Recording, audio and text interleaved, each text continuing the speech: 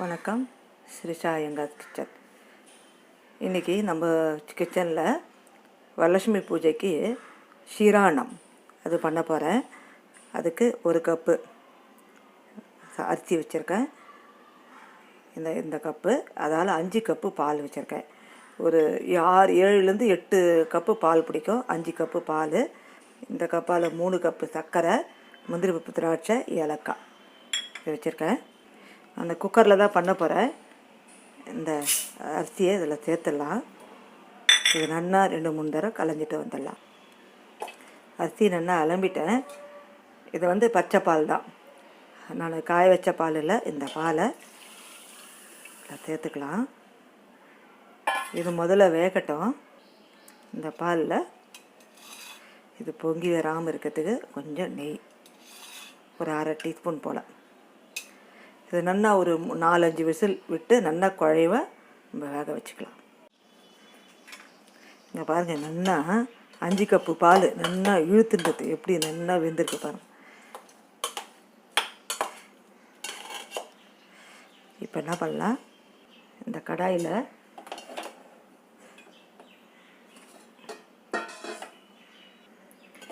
இதெல்லாம் இந்த கடாயில் சேர்த்துக்கலாம்.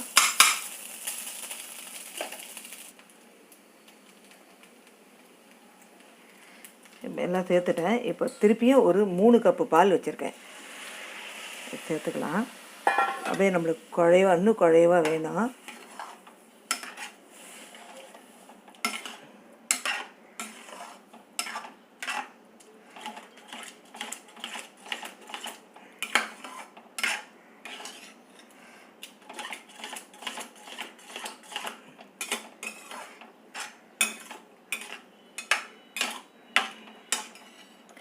இது வேகட்டும்.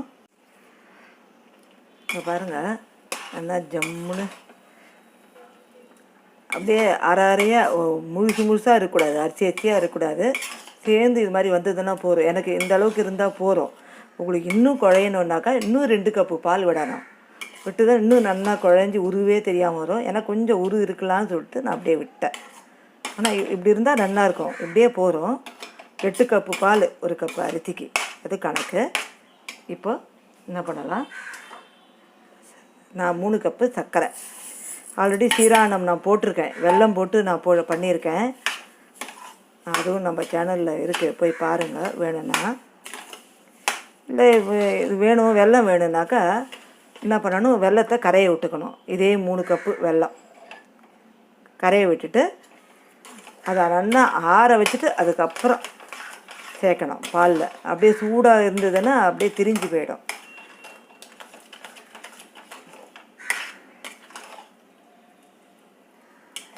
பாருங்கள் எப்படி அப்படியே ரவையாக இருக்குது பாருங்கள். எங்கேயுமே அரிசியாக இல்லை.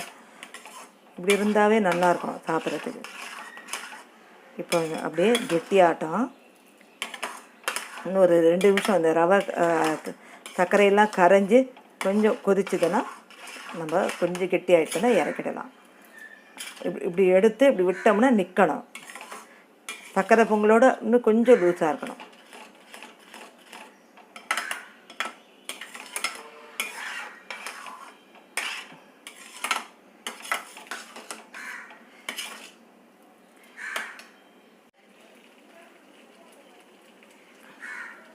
பாருங்க, நல்லா ஜம்முன்னு ரெடி ஆகிட்டு இப்படி எடுத்து விட்டோம்னா அப்படியே அப்படி நிற்காது. சர்க்கரை பொங்கலோட கொஞ்சம் லூஸாக இருக்குது. ஆறினா இன்னும் கெட்டியாகிடும். அதனால் இந்த பதத்துக்கு எடுத்துடலாம். இப்படி எடுத்து விட்டோம்னா அப்படி நிற்கணும். இப்போ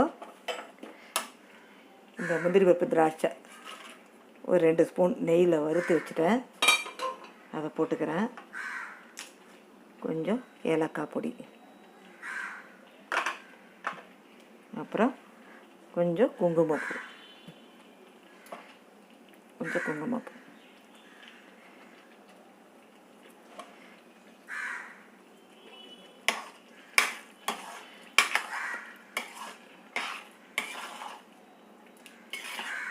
அவ்வளோதான் ஷீரானம். இந்த வரலட்சுமி நோம்புக்கு பண்ணி பாருங்கள், ரொம்ப ஜம்முன்னு இருக்கும் அந்த பிரசாதம்.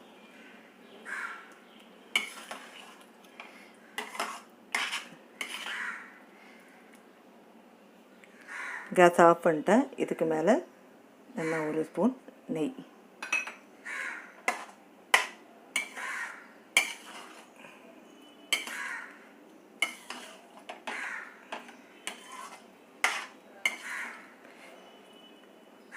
வரலட்சுமி நோம்புக்கு சிராண்ணம் ரெடி ஆகிட்டு,